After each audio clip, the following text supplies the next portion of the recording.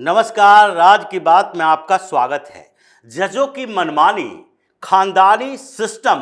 Collegium system और judiciary में corruption, इन मुद्दों पर चर्चा पिछले कुछ महीनों से लगातार चल रही है। सरकार में बैठे कुछ लोग लगातार ये बात कर रहे हैं कि अब जुडिशियल रिफॉर्म की जरूरत है और इसके लिए उपराष्ट्रपति जगदीप धनखड़ ने कई बार सवाल उठाए जुडिशियल ओवररीच के ऊपर कि जजों ने जिस तरीके से पूरे सिस्टम को अपने कब्जे में कर रखा है, संसद की गरिमा का ध्यान नहीं रख रहे हैं, संसद में बनाए गए कानून पर ऐसे फैसले दिए जा रहे हैं जिससे लोकतंत्र का यह स्तंभ थोड़ा गड़बड़ हो चुका है। तो ऐसे में जरूरत इस बात की है कि जजों की अकाउंटेबिलिटी पर चर्चा की जाए, फिर से एनजेएसी लाया जाए और इनके नियुक्ति के सिस्टम को बदला जाए। इसी के ऊपर उपराष्ट्रपति जगदीप धनखड़ ने चर्चा ही नहीं की बल्कि विपक्ष के सांसदों से बातचीत भी की थी। सर्वदलीय सम्मेलन में उन्होंने बार बार यह सवाल उठाया कि फिर से एनजेएसी को लाया जाना चाहिए, लेकिन यह सवाल केवल सवाल नहीं था बल्कि सरकार की तरफ से यह कहा जा रहा था कि जुडिशियरी में जिस तरीके से करप्शन बढ़ रहा है, राव रेवेन्यू कोर्ट में एक खुलासा होता है कि देखिए कैसे पैसे दे देकर बेल लिए जाते थे और यह बेल कोई सामान्य चीज नहीं है, क्योंकि राव रेवेन्यू कोर्ट में आम आदमी पार्टी के कई बड़े नेताओं का मामला भी गया है, वहां से बेल जमानत भी मिले हैं और उसके लिए भी पैसे दिए गए होंगे नहीं दिए गए होंगे ये तो जांच का विषय है, लेकिन जांच तो करनी होगी। करप्शन हाई कोर्ट में भी है, सुप्रीम कोर्ट पर भी सवाल उठ रहे हैं। तो ऐसे में जरूरी है कि महाभियोग की प्रक्रिया को थोड़ा आसान किया जाए, जजों के ऊपर एफआईआर दर्ज करने को लेकर जो बंदिशें हैं उसे खत्म किया जाए। सुप्रीम कोर्ट के ये कमिटी ही ये फैसला करे, सीजेआई ही ये फैसला करें कि कोई भी जज अगर करप्शन में संलिप्त है तो उसे उसके खिलाफ एफआईआर दर्ज हो कि नहीं, उन पर चार्जेस लगे कि नहीं, उनके खिलाफ जांच हो कि नहीं। ये सवाल ऐसे हैं जिसके लिए कई मीटिंग चल चुकी है और पिछले दिनों एक दिन पहले एक और मीटिंग हुई, टेलीफोनिक बातचीत हुई और उसके बाद अब लग रहा है महाभियोग भी जजों के ऊपर होगा, जिसमें सबसे पहला नंबर जस्टिस यशवंत वर्मा का है, जिनके घर से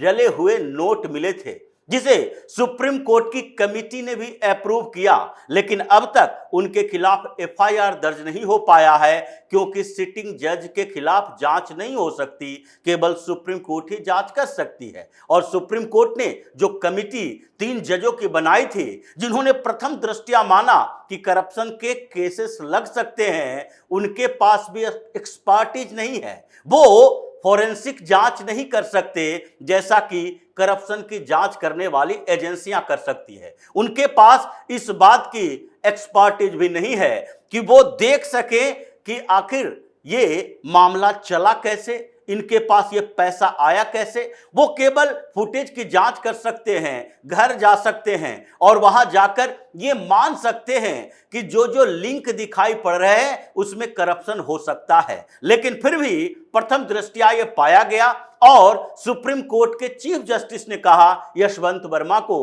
कि आप रिजाइन दे दीजिए या फिर इम्पीचमेंट के लिए तैयार रहिए। उन्होंने क्या स्वीकार किया? उन्होंने ये चुना कि नहीं, हम रिजाइन नहीं करेंगे,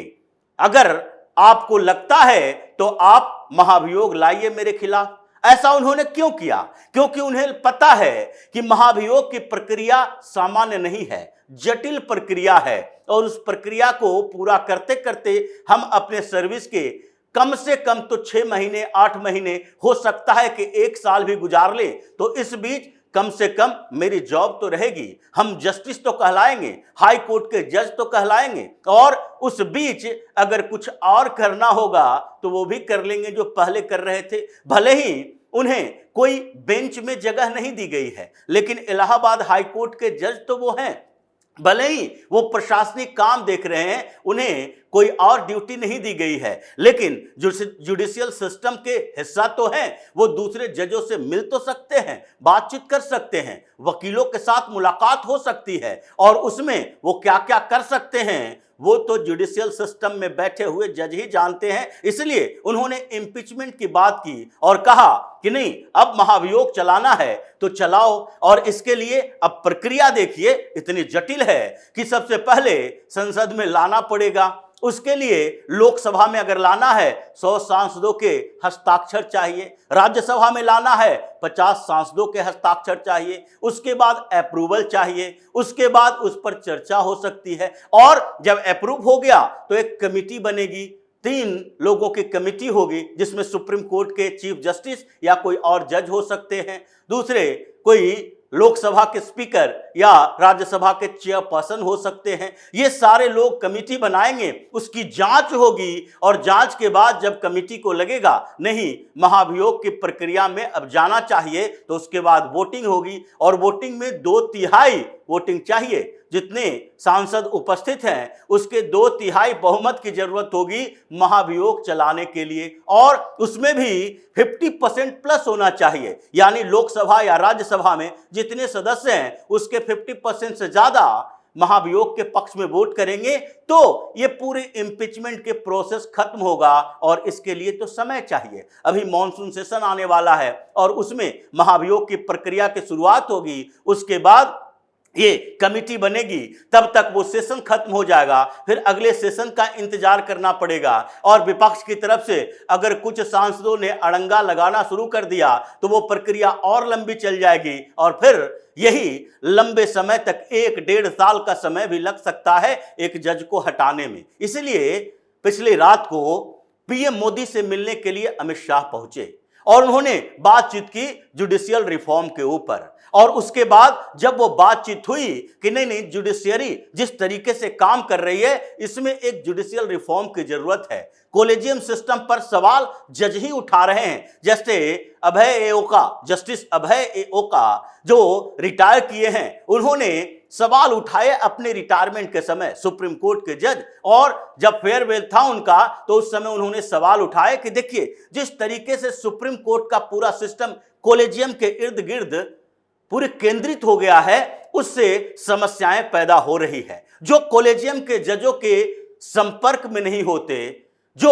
उनके इशारे पर काम नहीं कर सकते, जो उनके अनुकूल फैसले नहीं दे सकते, वो क्या करेंगे? उनके पास कोई महत्वपूर्ण मामला जाएगा ही नहीं, क्योंकि ये 5 जजों के जो कोलेजियम है जिसमें सीजेआई लीड करते हैं, वो वरिष्ठ जजों का कोलेजियम वही तय करता है कि सुप्रीम कोर्ट में कौन से मामले में किन जजों का बेंच बनना चाहिए। रोस्टर वही बनाते हैं, और ये सबसे महत्वपूर्ण बात है कि अगर कोई मामला सामने आए, अगर सरकार के खिलाफ कोई मामला हो, इंडिविजुअल भी कोई मामला हो, तो ऐसे में सुप्रीम कोर्ट में कौन से जज इसकी सुनवाई करेंगे ये तो सीजेआई और कोलेजियम ही तय करेंगे। तो ऐसे में केंद्रित तो उसी के आधार पर हो गया। यह मामला अभी नहीं, हमेशा से रहा है। जैसे कि जब सीजेआई चंद्रचूड़ हुआ करते थे और उस समय तीस्ता सितलवाड़ की जमानत के लिए सुप्रीम कोर्ट का दरवाजा खटखटाया गया, क्योंकि जमानत कैंसिल कर दिया गया था। गुजरात हाई कोर्ट ने कहा इसे तुरंत गिरफ्तार करो,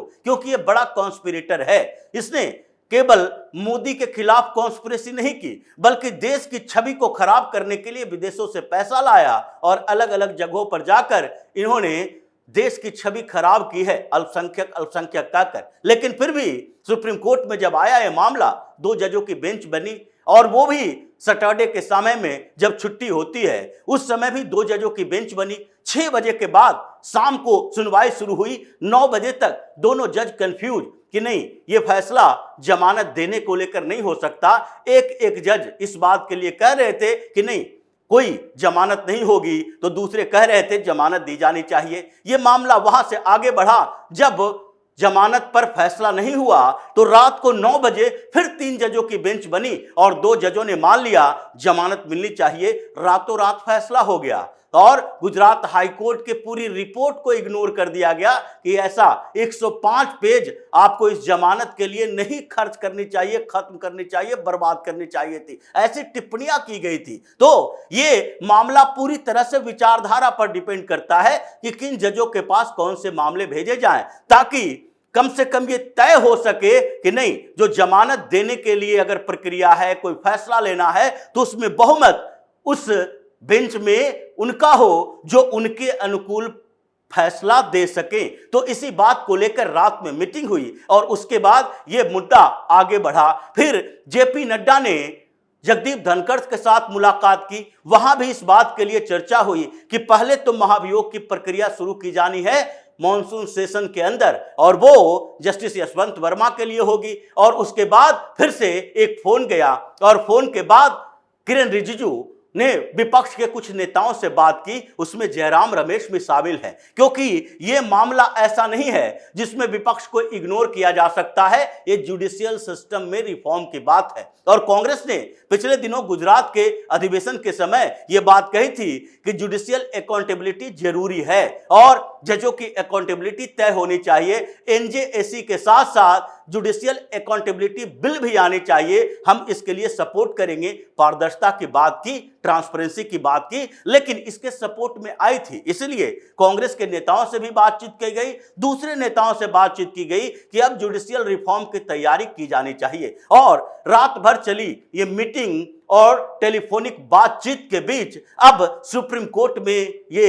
चला गया है कि आखिरकार अब सुप्रीम कोर्ट का ये जो ओवर रीच वाले थ्योरी है वो नहीं चलेगी। हाई कोर्ट के जज, सुप्रीम कोर्ट के जज इस बात के लिए हैरान परेशान हैं कि अब आगे क्या होगा, क्योंकि जस्टिस संजीव खन्ना के समय ये मामला आया था और उन्होंने जस्टिस यशवंत वर्मा के वो फुटेज भी सार्वजनिक कर दिए थे जिसके ऊपर सुप्रीम कोर्ट के जज ही सवाल उठा रहे थे। उसके बाद उसी सीजेआई संजीव खन्ना ने सारे सुप्रीम कोर्ट के जजों की प्रॉपर्टी को पोर्टल पर लाने के लिए एक फरमान जारी किया और सबकी संपत्ति का ब्यौरा दिया। आखिरकार ये संपत्ति का ब्यौरा आ तो गया है, अभी जांच होनी बाकी है कि सच है या झूठ है, क्योंकि इसके पहले 2023 से ही जब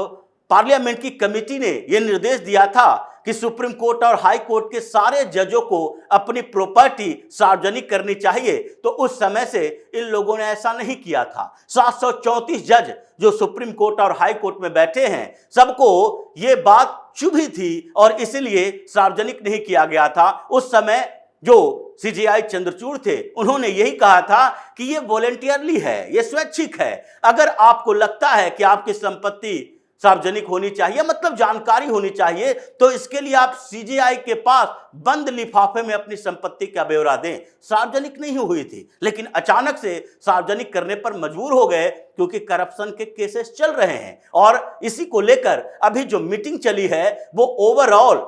कॉलेजियम के खात्मे के लिए है, एनजेएसी को फिर से लाने के लिए है, जुडिशियल रिफॉर्म के लिए है, जजों की नियुक्ति और जजों को हटाने की प्रक्रिया को लेकर है कि ये इतनी लेंदी नहीं हो सकती है। इसलिए सुप्रीम कोर्ट और हाई कोर्ट में जजों के बीच हड़कंप मचा है कि आगे ये जो सिस्टम चल रहा था खानदानी जजों की नियुक्ति का, पिछले दिनों से लगातार ये जो सुप्रीम कोर्ट में सीजेआई बने हैं सब कहीं न कहीं जुडिशियल परिवार से थे, चाहे संजीव खन्ना की बात करें या फिर चंद्रचूड़ की बात करें या फिर बीआर गवई अभी जो सीजेआई हैं उनकी बात करें, सब कहीं न कहीं इसी सिस्टम का हिस्सा रहे हैं। सेकेंड थर्ड जनरेशन के वकीलों को बनाया जा रहा है जज, और इस प्रक्रिया को खत्म करने के बाद कंपटीशन होगा, इसीलिए परेशानी इन लोगों के बीच की है। लेकिन मॉनसून सेशन में कुछ बड़ा होने वाला है, जुडिशियल रिफॉर्म की तैयारी चल रही है, ड्राफ्ट तैयार हो रहा है और लगता है जल्द ही सुप्रीम कोर्ट और हाई कोर्ट पर